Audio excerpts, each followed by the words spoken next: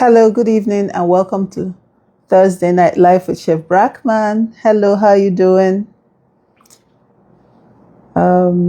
Looks like people are still joining, so I will allow for a few moments.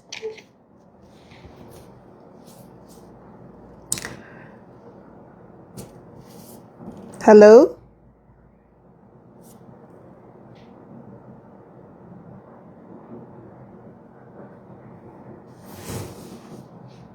Hello, welcome.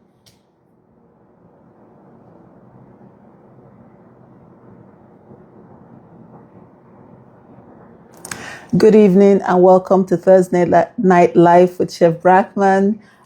Tonight, our topic is the trailing spouse. And last week, we discussed how important it is to change language, and it changes a lot. So we recognize how unfriendly and belittling this term is. And nowadays, we use accompanying partner, expert partner, supporting partner, and accompanying professional. Can you hear me? Hi. Is the audio okay? Yes, we're live. Hello. Okay. So I'll continue. So basically, the language matters. And the trailing spouse is the partner who follows their spouse abroad for work or an assignment. And it sounds very exciting. There's travel, exposure, family growth, but it often comes with a hidden costs, which are financial, emotional, and mental.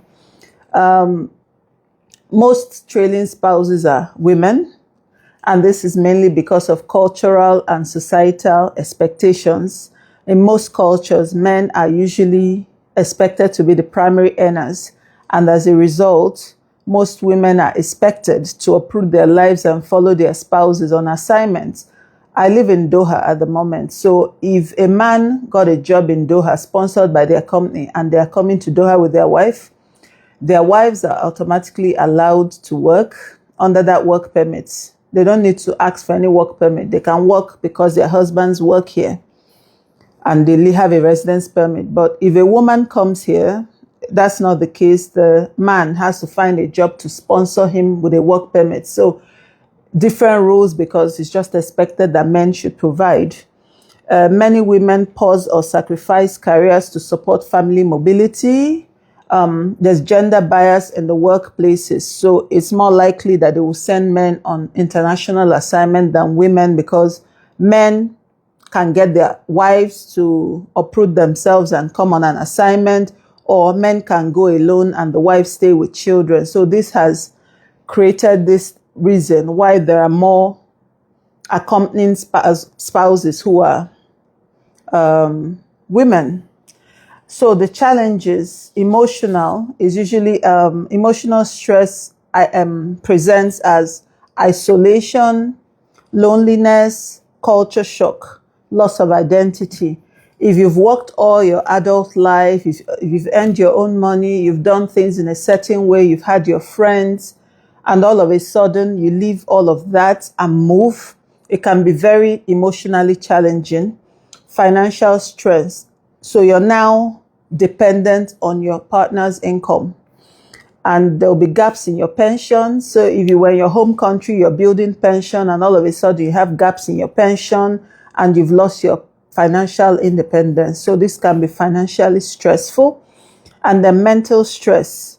You're feeling invisible. Your contributions are not really valued.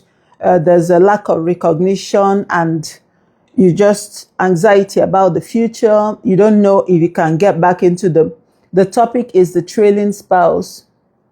So you're not sure if you can get back into the work market. You don't know when you're going to go back to your home country. So there's a lot of uncertainty that can be mentally stressful, and it can lead to resentment between partners because you feel your life is on pause while your partner is progressing in his own career. So these are the things that you need to talk about. Like, basically, why I'm raising this topic is that, as you guys know, is a topic I know all too well.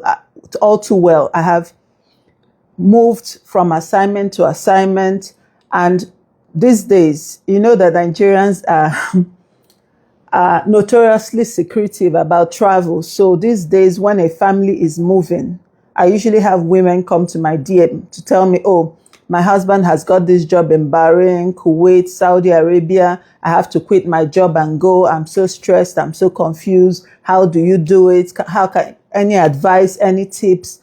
So if I'm having this discussion privately with so many women, it just tells me that it's important that we set it, because the world is increasingly mobile. More people are moving.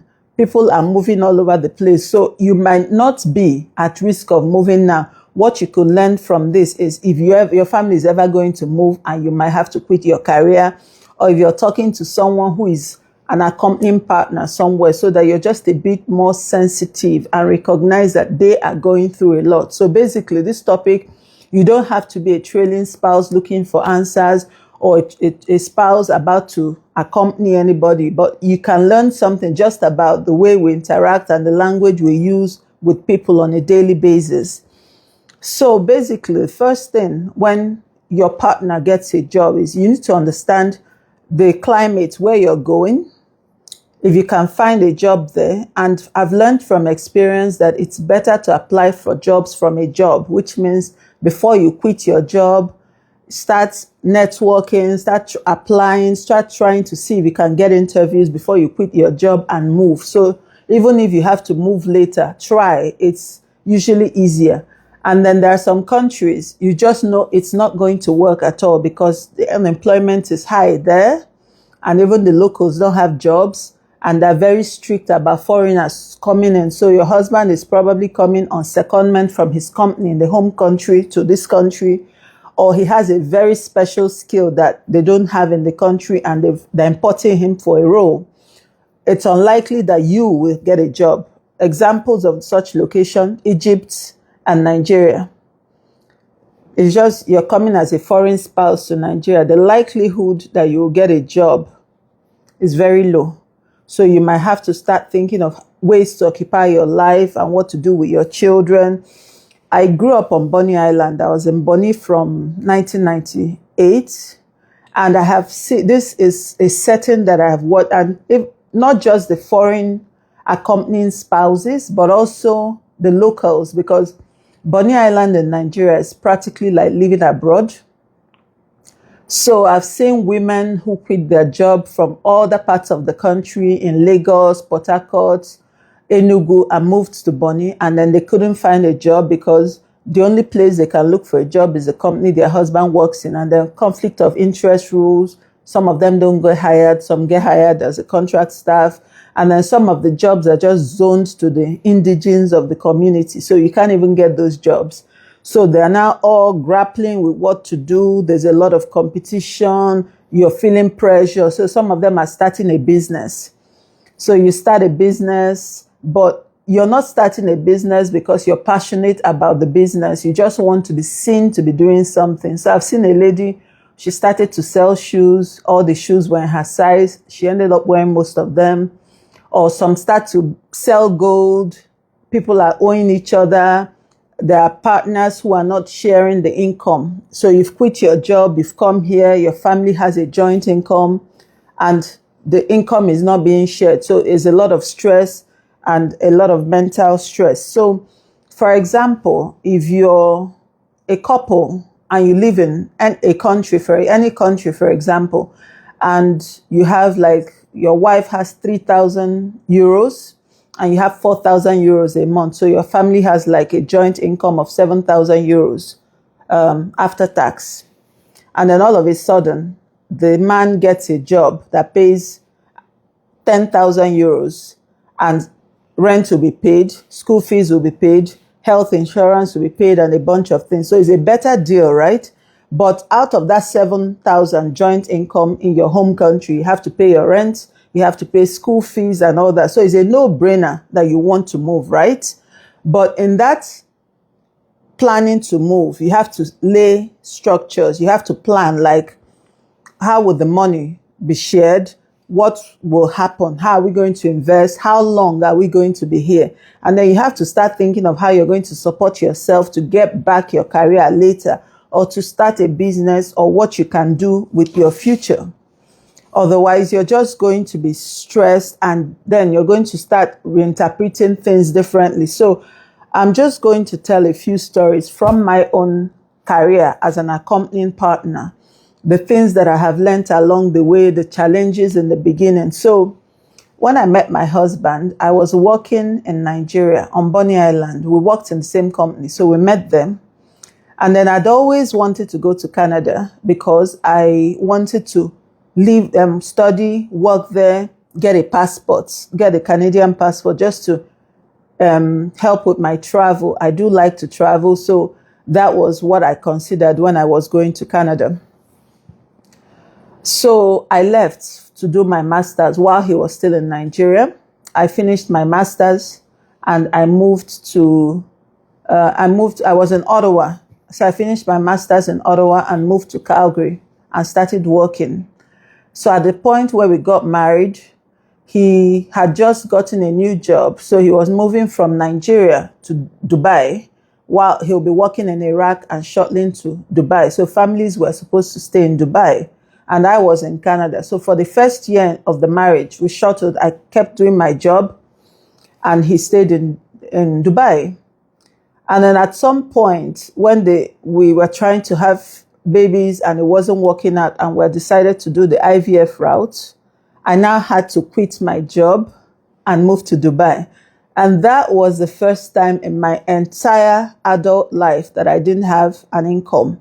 Like even when I was in uni, if I wasn't selling Victoria's Secret, I was selling clothes, I was taking a part-time job in the holidays, I was babysitting. Like from year 2 in the university, I always earned money. So youth service, I've always worked.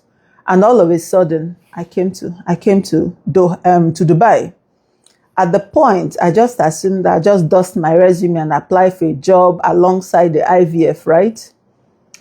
I didn't research anything. I didn't look at the unique landscapes, and some of the companies I'd worked for in Canada did have branches in Dubai, but I didn't reach out. I didn't try to apply for any job or anything. I just uprooted myself and arrived. So the first few jobs, I had like 3 interviews that I went to because they saw school in Canada, work in Canada. They assumed I was Canadian. So I came for interview. I'll just arrive. I did computer science and then I had a master's in electronic business and a bunch of certifications. So yes, IT jobs, right? Makes sense. No. In Dubai, most of the IT jobs are Indian controlled. So sometimes they want to hire a European, an American, a Canadian just to lighten up the team. But so my black ass shows off at the interview. The way the people at the interview look at each other, I can see that they're just continuing the interview out of politeness. And by the time they finish and tell me, oh, we'll call you later, I know that nobody's going to call me. So this is how I did 3 interviews. And then by the time the IVF proper started, I just stopped applying for jobs and started thinking, what will I do with myself after this whole IVF thing happens, right? So in that time, I started picking up skills. But even before then, I arrived. We didn't talk about anything. We didn't discuss money. We didn't discuss how the whole marriage, right? Up to that point, I was living in Canada, earning my own money, doing my own thing. He was earning his own money, doing his own thing. We had never talked about what if someone loses their job? What if someone gets injured? We've never discussed that. So I'm now in this house. And on Sundays, he'll go to Iraq and come back on Thursday. So the first few weeks, I think, he didn't even leave the card. Like, I didn't have a bank account. In Dubai, it's not so easy for spouses to create a bank account. You need husband's permission. It's a long process, but I didn't get one. And so the first few weeks, he'll just leave some cash and go. After a while, we talked about it. Then he will leave his debit card and go with his credit card. And everywhere I went, from Carrefour, once I entered Dubai Mall, he's getting text messages each time I use the card. And it was really annoying. I felt like a child. And I remember, I think one of our earliest fights, I came, his TV didn't have Premier League. And so I couldn't watch my football matches. So I told him his bouquet is because he was home only in the weekends before I moved to join him. So he wasn't much of a TV watcher. He was doing stuff when he came to Dubai. I said, your bouquet is not complete. It doesn't have Premier League. He told me that he doesn't see the value. I asked him, did you see Premier League on my bouquet in my house in Canada? He said, yes. I said, you're going to provide it. So it was just, you're feeling a loss of your independence. You're being conscious that you don't earn money anymore. You're feeling things that you've never felt in your life, and you're fighting over very little things. And this is what happens when you come without a proper plan and understanding of what's going to happen in that expat journey. So Dubai, we had the year that we had in 2015, 3 IVF cycles, 3 miscarriages. And you come to parties, people are just asking you, so what do you do all day? Maybe his credit card is crying, they're making jokes, they don't understand that you're frustrated that you can't find a job. Like the women with children were a bit more relaxed because they could justify staying at home. They say, oh, we're looking after the kids, we're raising the kids, we're doing this, we're doing that. I was childless and sitting at home. And you go to the office to drop a letter or pick up the letter. The receptionist say, oh, you're just a spouse. Sit over there. And they had all this attitude. And I hated that word. And I still didn't know what to do with myself. So by the time I had the second miscarriage in 2015, I was already starting to think, like I said to my husband, if I don't have children, I'm going back to medical school. I always wanted to study medicine. So I started doing practicing for A levels. And then I also went to a culinary school. This was before I did the professional course. This was an amateur course where I just picked up different cuisines from the world. And I was just learning new skills just to keep myself busy. And then the year that 2015 passed in a blur. 2016, I went to Germany, did the IVF cycle that resulted in the girls. And even in that period, I was still keeping all my options open because I'd worked in Canada, I had the work permit, and I'd applied for the PR. So the permanent residency came out. I went to Canada, I landed. Just in case I continue to struggle in Dubai, I'll just go and ask for a job in Canada. So I had structures like if this, then this, if this, that. So make sure you have options. If you're ever going to join a spouse abroad, I'm going to tell you very frankly, understand what is going to happen. Be comfortable with it and then have options. If this doesn't work, can I go back to our home country? Can I do this? Can I do that? Can I start a business in this country? Because if you don't have a plan, you will really struggle. So I struggled a lot, and that was primarily because I also didn't have children to hide behind, oh, I'm just looking after my kids. So I felt ashamed. I felt confused. It was a very difficult time in my life. And then when the kids were born in 2017, I went to culinary school. So by that time, I was already like, I hated this, having to quit my job, go to somewhere else, quit my job, struggle to find a job. I want to do business. I want to have skills that I can do in any place that I go to. That's what I told myself. So I went to culinary school for the professional course. Then I worked in a restaurant briefly. I started learning how to make cakes.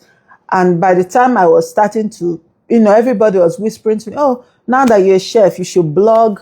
Now that you're this, you should do this. Let me tell you, as an accompanying partner, in that period that you're very vulnerable, do not start a study, a business, a course that you're not passionate about and you haven't thought through what you're going to do with it. Because when you go and do these extra things and you fail, the failure feels more deeper because you're going to think that you used money and it didn't work out. And if your partner is unkind, they're going to rub it in and they're going to feel worse about yourself. So for example, blog food, all the people that asked me to blog food. So I went and created a website.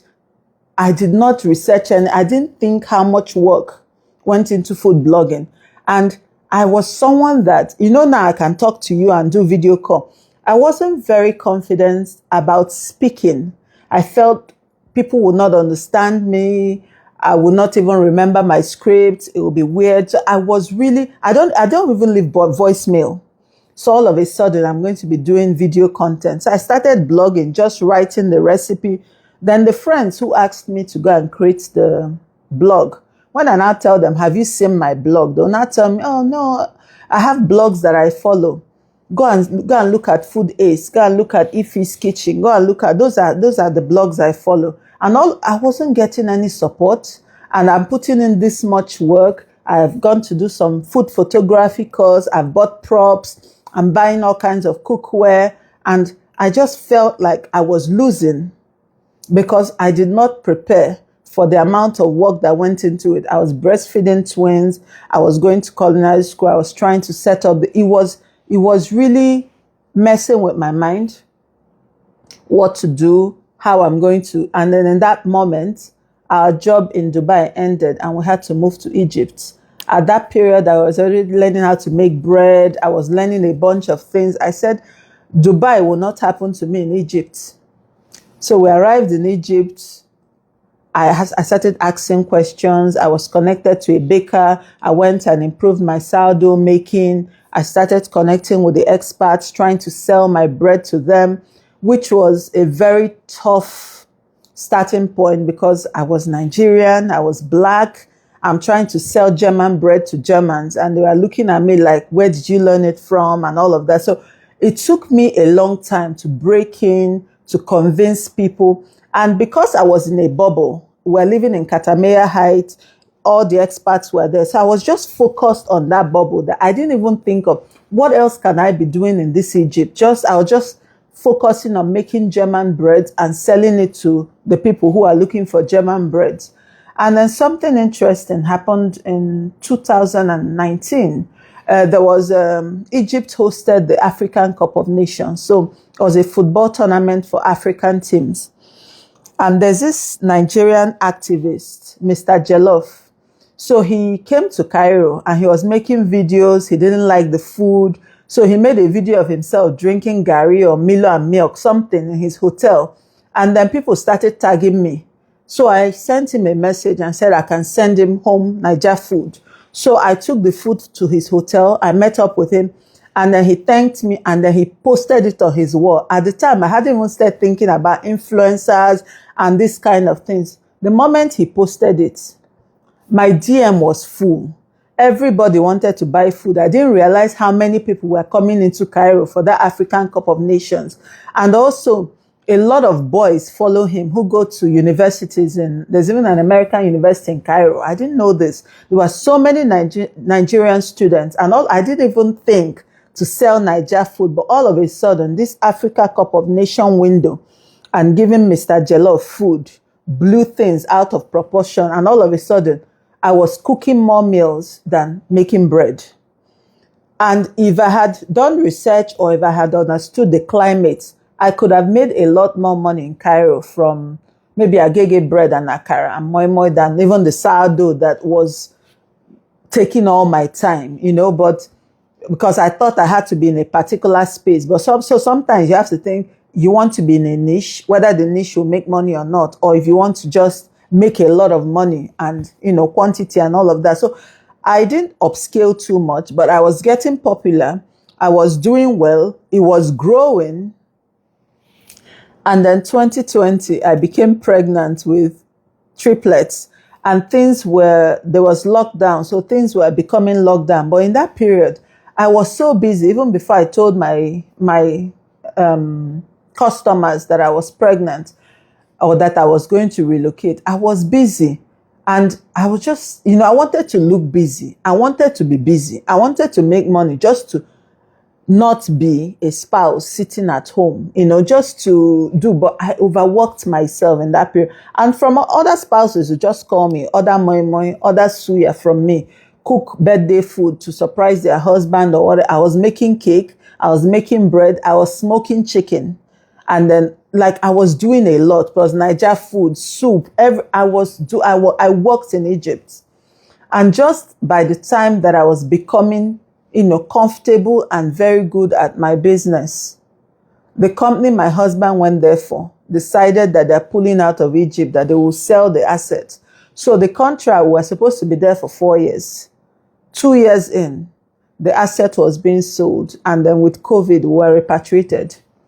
So I had put in all this effort. I had gone through the width and breadth of Cairo, like all the markets. I was going into Ataba, I was going to Ashru near Nasser City. I was everywhere that there's big basket of tomato, big basket of tatashi, big basket of pepper, like places that experts would normally not know in Cairo. I was going everywhere, doing a lot, and then we just left. And then we got to the Netherlands. It was COVID lockdown. We got to the Netherlands June of 2020. There wasn't much to do. I was due in October. So I just laid low till the babies were born, and my husband got a job in Nigeria. So the babies were born October 2020, and December 1st, 2020, he moved to Nigeria alone because there was some problems with accommodation and we couldn't all follow him to Nigeria right away. So all of a sudden, I was sitting in the Netherlands with 5 children, 5 newborn triplets and 4-year-old twins. It was crazy. Luckily, I found an international student from Ghana who couldn't have work because of the whole COVID lockdown. So she was in my house helping me for a while, for some months, and that was more manageable. But it was a very tough 1 year that I spent in the Netherlands just with the kids, and then I moved to Nigeria with a fresh strategy that I would do bread again, but I will have a WhatsApp group. In that way, you gather people and then you choose the days that you bake so that they buy bread on specific days so that I don't work like a dog that I did in Egypt. So every location, I learned something new, the branding, the skills, the customer management. The silliness, basically, when customers are acting funny, you're already immune to certain things because you keep learning, you keep reinventing yourself. So we got to Nigeria. I gave myself some time because I know that once you start a business and people like what you're selling, you don't get a break, you don't get to dial back. So it's better to just settle in and then get started. So you should also take this note that don't be too in a hurry. Understand the people around, understand the climate, learn your customers, also learn the competition. Then you can start and be able to sustain the business that you're doing. Because once people lose confidence in your business, it's very difficult to get them back in. So I started the bakery business. I refused to cook. I refused to do meals in Bonny because it was an island. Getting product in was very difficult. The supermarkets and the markets were always scanty. The price of things just kept going up. I didn't want to deal with that level of uncertainty with so many ingredients. I just thought, stick to bread. The ingredients that you're looking for are more manageable. So just be willing and flexible to move through things, learn new things. And also, I didn't tell you, but in Egypt, I started my diploma in nutritional therapy. The first year I did nutrition and lifestyle coaching, which was a separate diploma. Then by the time I got to Nigeria, I started 3 years journey to become a nutritional therapist. So I was studying full time. I was baking full time. I had to be a mom. And I also started to enjoy some traveling. But it's not your job to explain to people what you're doing or to justify yourself. But in Igbo, they say you should use your tongue to count your teeth. So you should know, am I losing my skills? Do I have skills? Can I function later? If something happens to this income, what happens? You should ask yourself these questions. Then you should go to people who you trust or people who have already scaled through and let them put you through. Find a mentor, find a coach, find someone that can teach you things that can help you. But doing nothing is not an option. Even if you don't work, I've seen people return to the job market after 13 years of not working, after 10 years of not working. So all this shaming that it used to get to me, when working women are trying to shame non-working women. So everything you say, they'll tell you that in addition to their job, they also do it. Like they ask you very annoying questions. Like one morning I woke up, there's a lady. I hadn't discussed looking for a job or looking for career or anything with her. I just woke up one morning on WhatsApp, 5 a.m. She sent me one link. It was a link to a course that some professional women were giving to stay-at-home moms so that they can learn tech skills and blah, blah, blah. But she didn't add an additional text explaining why she's sending this to me. She just sent it. So I clicked on it. I saw that the application window had even closed.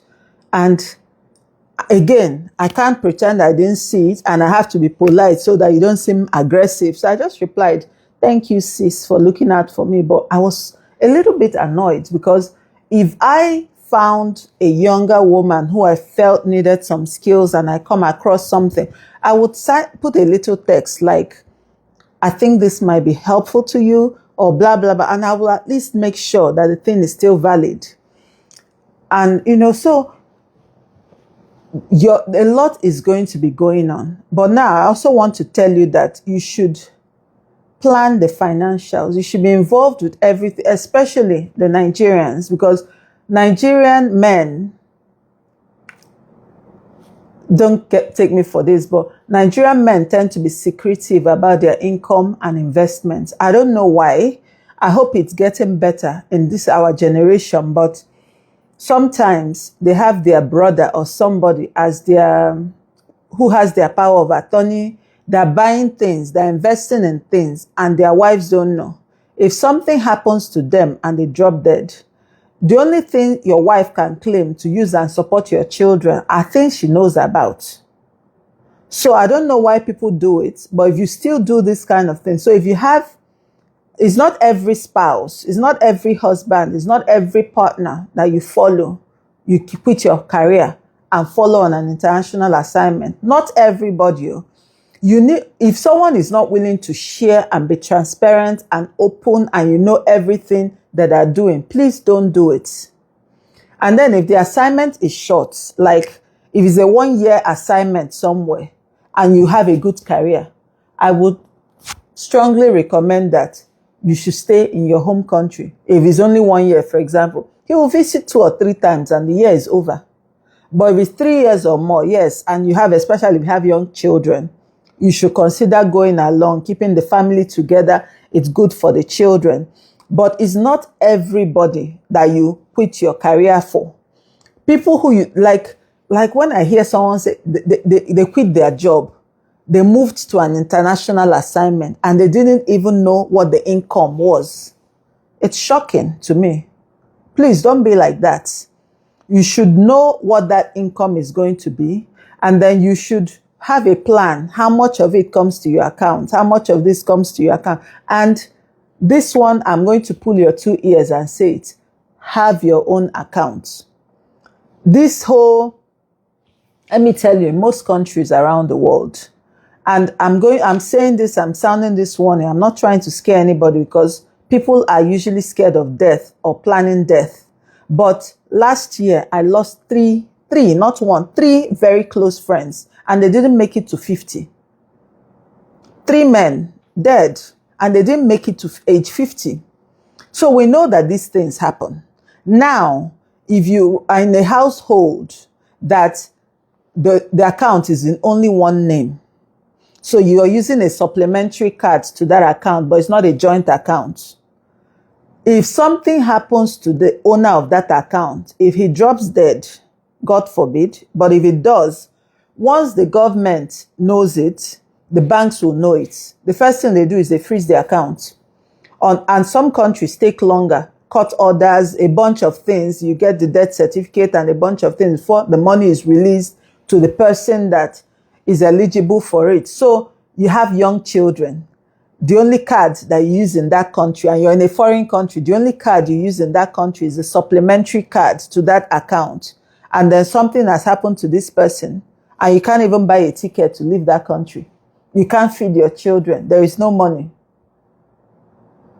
It's not about trust, it's about practicality and wisdom to have some independence. And it gives you choices that you guys make money together, but he has money in his savings, you have money in your savings, you have a joint account to run the home, you guys jointly invest money. You have, and that investment, two heads are always better than one, because different people have different types of investments. And you see some women, they seem more comfortable than some other women in this kind of situation of accompanying partners, because they know what they've built.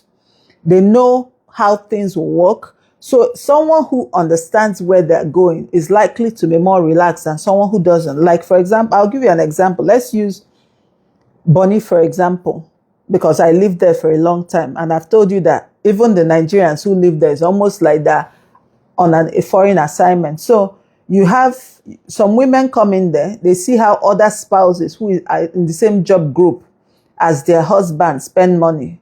Because they don't know how much the income is, they want to compete with fellow spouses on that level. So they want to buy what this person is buying, do what this person is doing. But what they don't understand is that investment-wise, some people are not financially mates.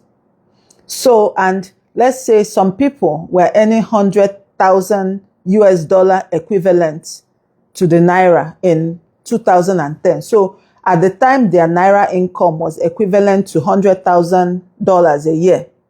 They carried that money. Some put it in fixed deposit account. Some people carried that 100,000 US dollars and bought a house in the US when their wife went there to have all their children. So they own one house and one apartment in the US that they bought $100,000, and it yield rents every month. They have $800 and they have a US account. So in their mind, they're planning that their children will go to the US for school. But you see, they've been collecting $800 and maybe 5% increase every year since 2010. And their child is now ready to go to uni in 2025. But some people have kept that $100,000 equivalent in Naira in Nigeria. And the exchange rate in 2010 was like 150 to $1. And now it's 1,450 to $1, which means you have less than $50,000 now on that same investment. So not asking questions, not planning. And so most of the people in that era that have been earning this kind of money since 2010, who have invested in foreign currency, are more comfortable than those that have left their money in Naira. Because all their money is becoming increasingly worthless each year, that the inflation and this our currency keeps. So there are some countries that if you're moving to, if the currency is unstable, you have to insist that you're paid in a different currency. And some people do it. Some people who go on foreign assignment, you can insist that you're paid in dollars, not in the local currency. I will not recommend for any foreigner to receive payments in Nigeria and Naira, or in Egypt, Egyptian Eli, or Syrian, Turkish, Lebanese. There are just some currencies that are too unstable for that kind of rough play.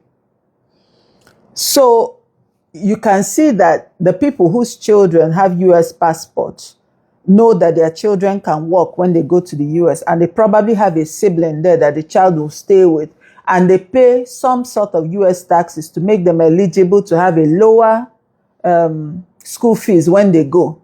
So they have a plan, as opposed to nothing. Your children are born here, they will need visa, they will need all kinds of things, and they will pay international school fees. And you're buying, the things you're buying, the things you're doing are in Naira. And over time, that the Naira keeps dropping, is becoming, so you have to discuss it. Like, I have a lady, she said to me, my husband is not talking to the right people. He only hangs out with the people he spends money with. You need to be careful. There are some jobs, you build a pension. And there are some jobs, they pay you a bit more so that you can plan your pension. I've seen that situation where, so the lady, they had more income, and they spent and lived good. And I think the plan was that the man will own his own company and do something later after retirement. But just before retirement, he became very sick. And by the time he passed on, there was no pension. And then there wasn't a lot of savings left because he was sick for a while. And it was a very expensive illness. So this kind of things, you should consider life insurance, especially for those of you who own property and have a mortgage. You should have life insurance on the earning partner.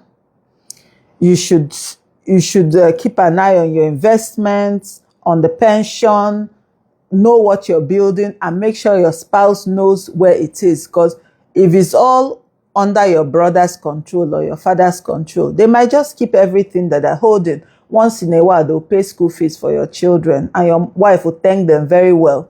And it's your wealth that they're using. So please protect your family. And for women who are going to go as accompanying partners, please be reasonable. Understand your why all the time. Like, okay, the income is better here. We're going to save money. We're going to have the family together. These are the kind of possibilities we'll have for the future, blah, blah, blah. Understand your why, and then don't be wasteful. It doesn't matter what everybody else is doing. Like you guys know, I prefer to travel than to do designers and wigs anyway. So prioritize what you like, but with sense, so that it is sustainable. Because you see jobs, like especially most of us who come to the Middle East, you know that anything can happen and you'll just repatriate and go home. So let's just be wise with the kind of things that we do.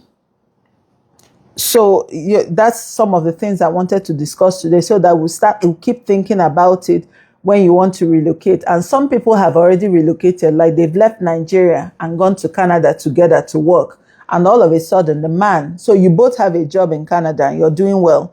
The man then gets a job in Saudi Arabia, which you now have to leave Canada and move to Saudi Arabia. So you have to weigh that option very well and see if it's worth it for you, or whether you should just stay back in Canada with the children. So there's no one size fits all, and it also depends on the age of the children. The children are closer to high school, and the schools are better in the country you're coming from, like the Netherlands or Canada. Then maybe it's better to stay back home with the children. But if they're much younger, kindergarten and primary school, then you can come out for a few years of international exposure for the children.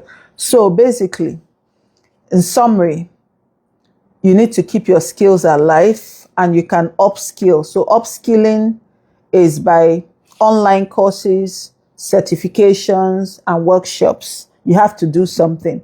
Networking. Join expert communities. They're not a bunch of jobless nobodies. You will learn a lot from them. You will learn from their experiences, from the ones who have been to other places, what they've done. Like, let me tell you some of the things that I've seen joining expert communities. In Nigeria, when the expert wives were there, they will go into the local communities, teach bee farming, snail farming, arts and crafts. And there are things, you just follow them along. You learn little things. You never know where some of these things can help you. Join professional groups. And volunteer wherever you can. Volunteer. Like, I started joining a few of these volunteers. There was this one they used to call the baby wash. We'll go to Garbage City in Cairo. This is a place, the Garbage City is where they do a lot of the recycling of bottles and plastic bottles and all kinds. It's a very filthy part of Cairo. And then it also has a high level of teen pregnancies.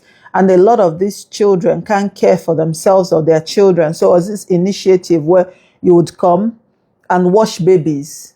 Like once a week, you will come, you wash babies, you offer a nutritious meal. So I came for one of these experiences, and it was really eye-opening what you can do in community service. And I wanted to know more. So I'd followed one lady, and she was going to teach crocheting in the deaf school in Cairo. So I went. It was very touching, these deaf children, and they were so eager to learn. So I asked them if they would like to learn how to make bread. And they seemed keen. So I went to the Egypt Chef Association and told them that I want to go to the deaf school and teach bread making. But I don't speak Arabic and their handlers don't speak a lot of Arabic. So if they could give me an Arabic speaking chef to assist me. The man in the Egyptian Chef Association was so happy, told me that he knows a chef, that the parents are deaf, that she speaks the language. She called the lady, she was so eager. So both of us went and taught a bread class in the deaf school. And I wanted to continue going, but COVID happened and we had to leave. But it taught me something, that I could teach baking. I could teach classes, which is a skill that I have now picked. I taught a few baking classes in Cairo.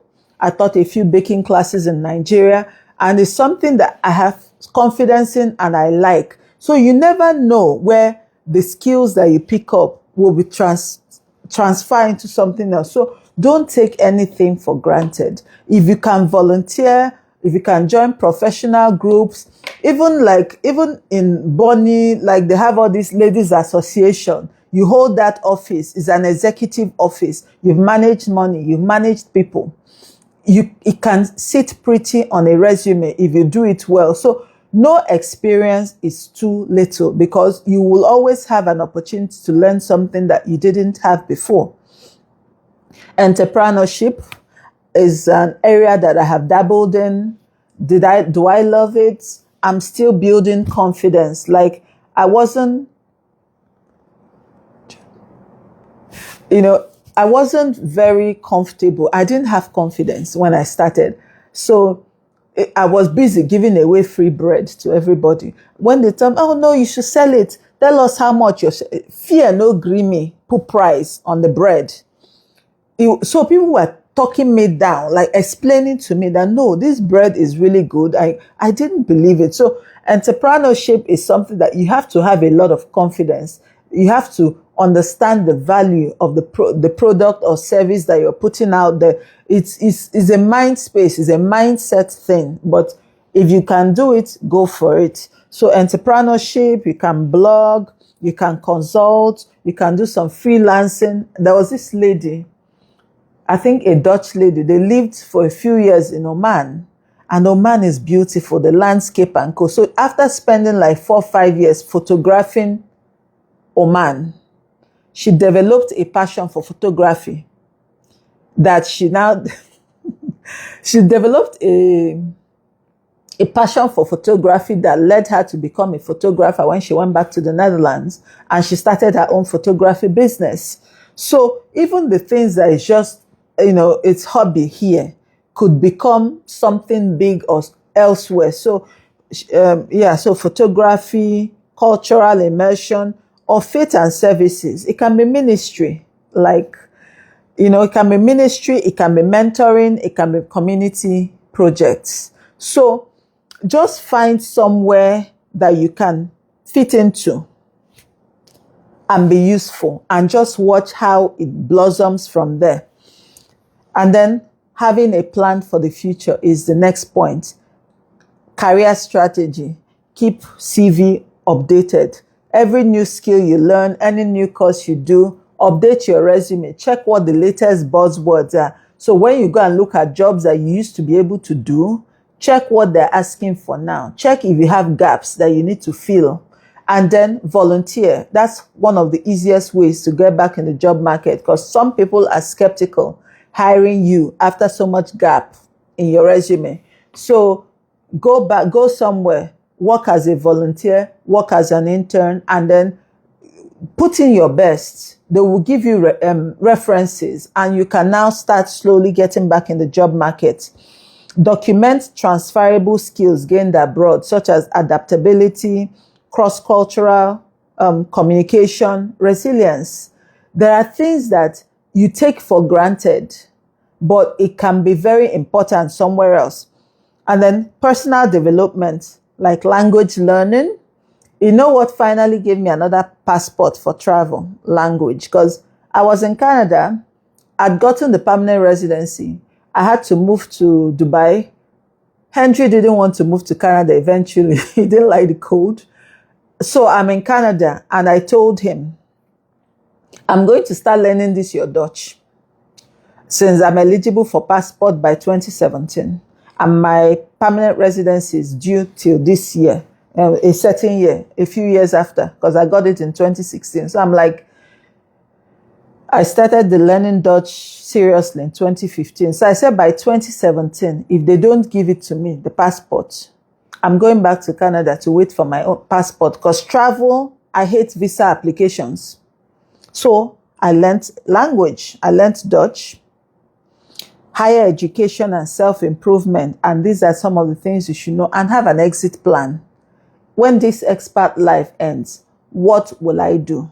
Like a lot of expats say they will run an Airbnb, bed and breakfast, but you have to have the funds, you have to have the plan for it now. Like I see myself, I think I could do a bed and breakfast in a Caribbean island or something.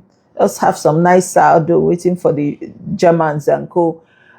In fact, I think there are a lot of things that I can do, and I'm starting to think seriously about the future, and you should too. And that's the point of this conversation, just to have us thinking about where we are. Igbo say you should use your tongue to count your teeth. You should take stock even before people start approaching you to tell you this or tell you that. You should. And you, as a human being, like sometimes we show concern or fake concern. So you want to go and you see a spouse at home. You want to go and tell her that she's not being useful or valuable, or her skills are lost. Now, a spouse that has not even looked at themselves and decided that they can do better, you're wasting your time talking to them. Is someone who has reflected on where they are, that when you tell them try this or try that, they're receptive and they're even willing. Like someone who does not know that they've become obese, they've become very big at home, is you that wants to tell them. So when you have to take stock, tell yourself the truth. Like, am I still employable? You will ask yourself and you will answer it, and then you will know what to do next. Please be responsible with money, but enjoy life. Because if you spend the whole time that you had the opportunity not to work, I have worked for many years, so I can tell you that it's not always roses. It's not easy either.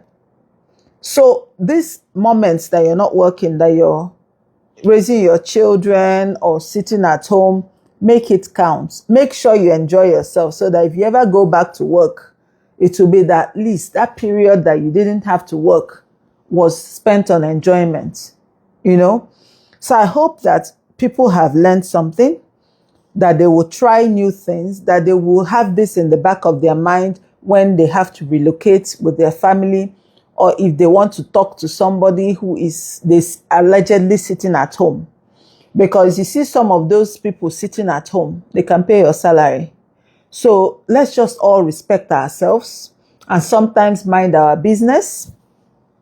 So for the spouses, for the accompanying partners who are feeling bad, dejected, feeling desolate, I'm just here to tell you, you're not just a trailing spouse.